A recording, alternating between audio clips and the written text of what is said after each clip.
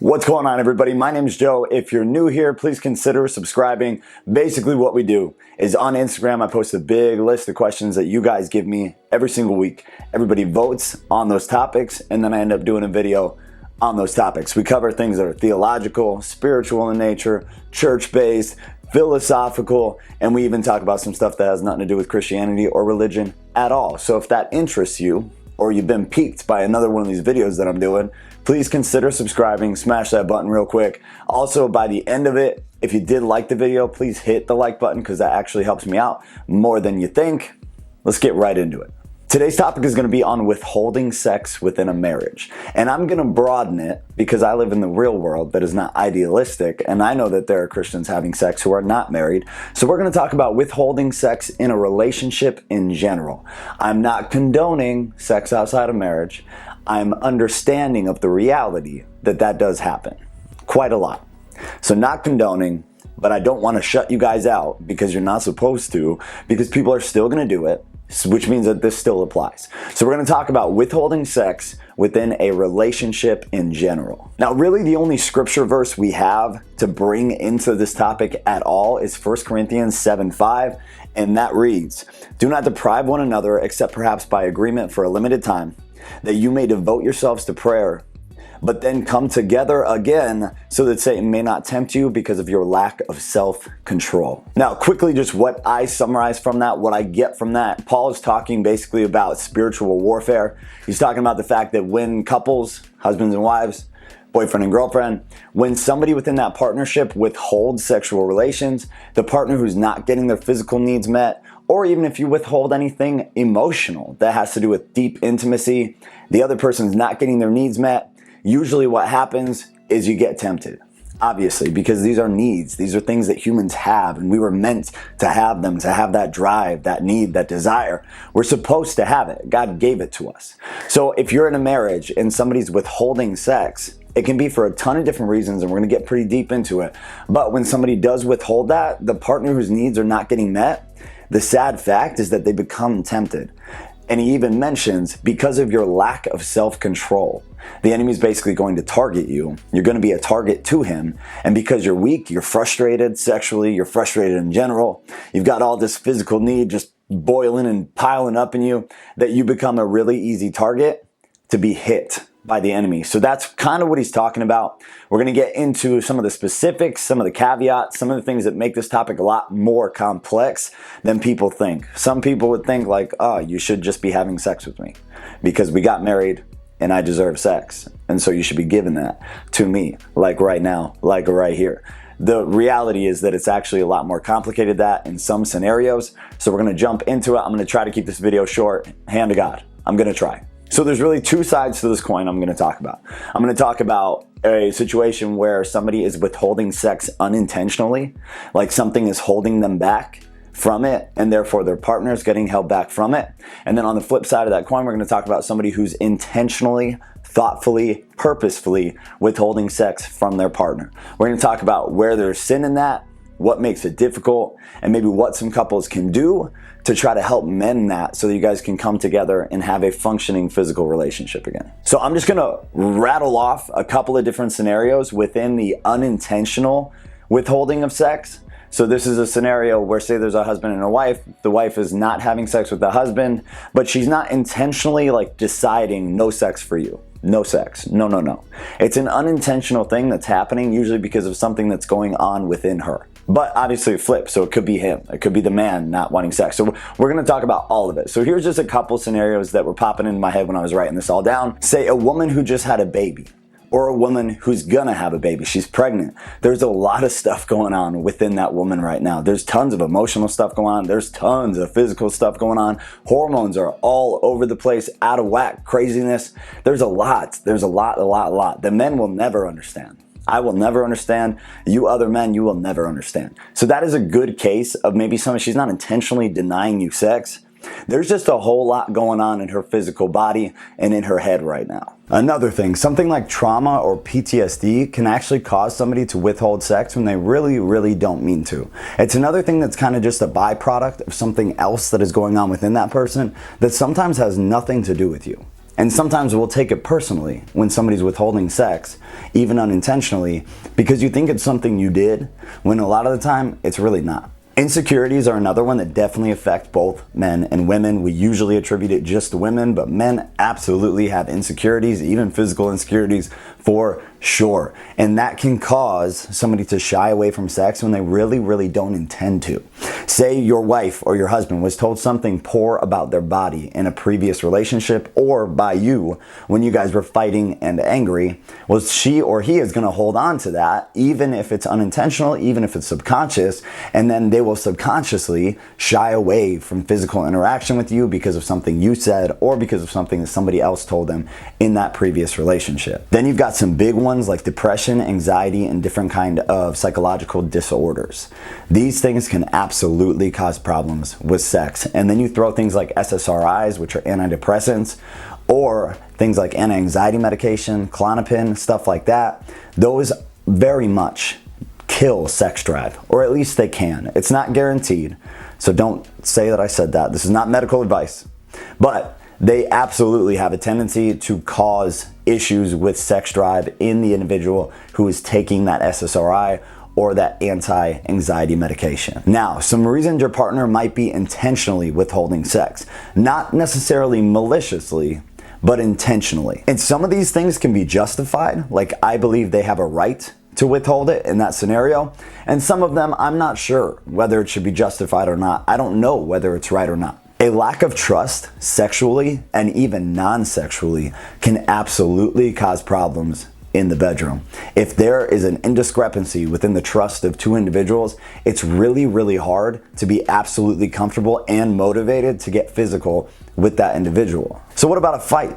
You guys may be fighting, like in the midst of a fight or kind of in that outer portion of the fight where the fighting's pretty much done, but you're in that awkward kind of silence phase where you haven't reconnected yet, but you're like, okay, things are civil.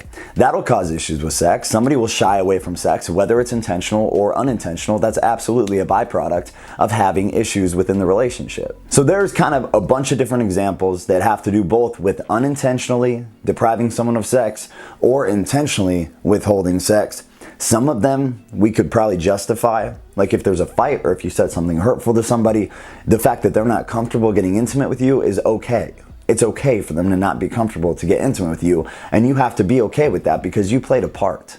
You can't just be shitty to someone or hurt somebody's feelings all the time and then be like, oh, you should be giving me sex because the Bible said so. You know what I mean? Because otherwise I'm going to be tempted and then I'm going to end up cheating on you, and that's really bad. And I have actually heard of situations like this where somebody has emotionally or scripturally blackmailed their partner when they didn't have the right to, because they were a reason or the reason for why that partner did not want to get intimate with them to begin with. Now, how do we deal with unintentional withholding of sex within the partnership, within the marriage? With unintentional withholding, honestly, the only way I see is to sit down and have a conversation. You guys need to sit. You need to sit your wife down, sit your husband down, and just ask them like, hey, I'm not trying to push you. I'm not trying to be rude, but I'm kind of feeling needy. I've been feeling kind of needy. I don't really understand what's going on. I feel like you're pulling away from me. I feel like we're not as intimate as we used to be. Things like that. And then usually if it's unintentional, that partner will be like, oh shit, I'm so sorry. I didn't even realize. This is what I think is going on that's causing that. This is another thing that might be a part of what's going on. I'm really sorry. That'll be super common for a lot of you guys. You know what I mean? Like in the case of the husband who works long hours and stuff, when the wife finally sits down and is like, look, it really like hurts me. It's causing me pain. I feel like you don't find me physically attractive. I feel like you just don't want anything to do with me intimately or physically anymore. Most of the time, the guy will be like, yo, that is not true. Not true at all. I was just laying bricks for 12 hours today. I come home and I just want to keel over and pass out. It has nothing to do with you. I'm so sorry you feel that way. And vice versa, you know, with the woman who just had a baby or who's super pregnant. You sit her down, talk to her, and then she'll explain like, look, my stuff is all over the place. I'm feeling really emotional lately. I don't feel very secure. There's just a bunch of stuff going on in my head. My body's all crazy. I'm insecure about my body. I'm insecure about the thoughts I'm having. There's just a lot of stuff going on. And then the husband, any good husband, will be like, okay, I can at least appreciate that. and maybe we can figure out a middle ground, or maybe there's something we can do, or I'm just gonna have to hang tough with you until this season of our life comes to a close. I think that's gonna be another big one for sure, in that it can be circumstantial, it can be situational, and it can be just for a season. And that is what Paul was talking about in that verse. He talked about sitting down, coming to an agreement with your partner to not have sex for a time, to go do some hardcore praying, to figure some things out internally, but then come back together so that one of you or both of you does not get tempted and then stray away from your marriage. I think that is going to be a really common one. So maybe that you can take solace in that a lot of the time, man, it's just a season. There's something going on. And the pregnancy is a great, like, blatant, obvious one like that, in that you've got this 9-month chunk of time where somebody's going through a lot of different stuff, and then post-pregnancy you've got this newborn baby and there's all sorts of other stuff going on. Her hormones are still out of whack, and you have this small little child screaming all the time, needing to eat every 2 hours. There's a lot going on, but it is just a season. So you guys need to get together and figure out how you're going to get through that season together. It's got to be together, and that's what the scripture says. Now, honestly, how to deal with intentional withholding of sex kind of has the same answer, in my opinion. You need to sit and talk. Like, there's no way to magically fix this. You need to find out what's going on with your partner. You need to get vulnerable. You need to come from a place of understanding, of patience, of love.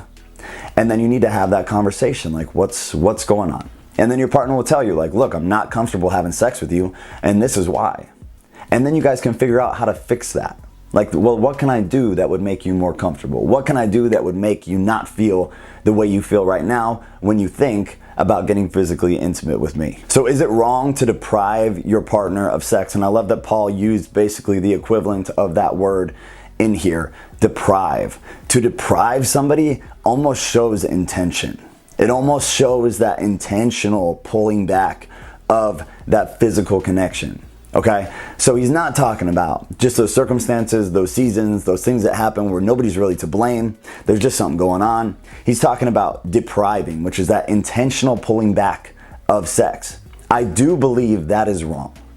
I do believe there are sometimes situations, like I said, where it is not wrong. So hear me on that. If somebody does something to you, or if you've got something going on, you have every right to not have sex with your partner. Every right. Hear me, look me in the eyes, every right. You don't, you deserve to, like, have control of your body. The problem is that it is more complicated than that within a relationship. You guys made a commitment. You guys have understandings. There's stuff going on between you and another human being. Somebody that you are involved with, that you sometimes have a family with. So if you are depriving your partner of sex or withholding sex from your partner, I think it is your responsibility to make sure you have that conversation with them so that they're not just wondering what's going on or blaming themselves, even if they are to blame. I feel like if you're in a season of no sex, a dry spell, you need to first or very quickly sit down with your partner, have the conversation. If it's something they did or something that might be able to be fixed, then they'll work with you. Like, trust me, they'll work with you because they want to have sex. Okay? Duh. But if it's something that is just seasonal, where you can't really do anything about it, it just is what it is, then you guys can at least come to an agreement of, like, how you can kind of meet each other's needs in other ways, or even sexually still without actually having intercourse. Like, there are things that you can do, but either way, the conversation is the foundation, man. You've got to have the conversation. So if any of you are sitting there and you're like, I can identify with that person who's being deprived of sex, but I don't know what's going on with my wife or with my husband, honestly, it's on you. Because you should have already sat them down and had that conversation. Yes, they should have sat you down first. But if you've been going months, years, even weeks, or days, if you guys normally have a lot of sex, then you need to sit down and talk to them. They should have sat you down first, but if they don't, it's probably because they got some stuff going on. It's probably because they're struggling. So it's your responsibility as the lover of that struggling human being to sit with them, talk to them, get vulnerable with them, ask them what's going on, try to figure out what's going on. Because Paul is right. We have very little self-control. And honestly, sexual sin is the only sin within the Bible that kind of is alluded to being greater than other sin. I'm not saying it's greater than other sin.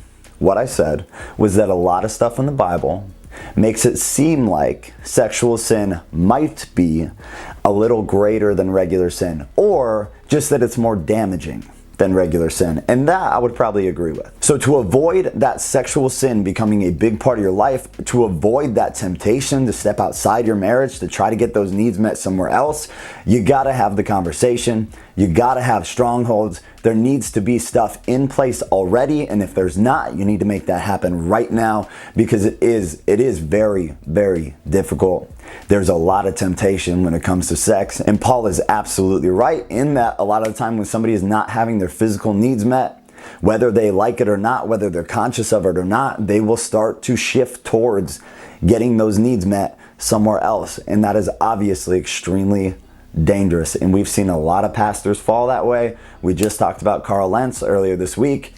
I'm not saying anything was wrong with his relationship. I'm not saying his wife was depriving him of sex. I have no idea. But a lot of the time it is the case where somebody will step outside their marriage because they're simply not having their needs met within the marriage. And it's really, really sad. No, it is not okay. Even if you are being intentionally held back from sex by your partner, it is not okay. Paul is clear on that, but he's also clear on the fact that if you're in a committed relationship, unless you have a good reason to be withholding sex, it's not something that's smart to do. It's not smart for you. It's not smart for your partner. You kind of are putting them at risk. Now, they still have the responsibility to not go sleep with somebody else, but you are putting them kind of in a tough spot. But you're probably in a tough spot too. So it's kind of that what do we do? Which is why you guys need to sit down. You need to talk. You need to get vulnerable and just have the conversation. All right, so again, if you liked the video, please hit that like button. It honestly helps me more than you know. If you enjoyed the video and you're not subscribed, subscribe please. And then if you don't follow me on Instagram, go there, because that's where the topics get posted. That's where you guys vote, and that's where I respond to personal messages, all of them, unless you send me something ridiculous, which some of you do, and I ignore you. I love you guys. Have an awesome day.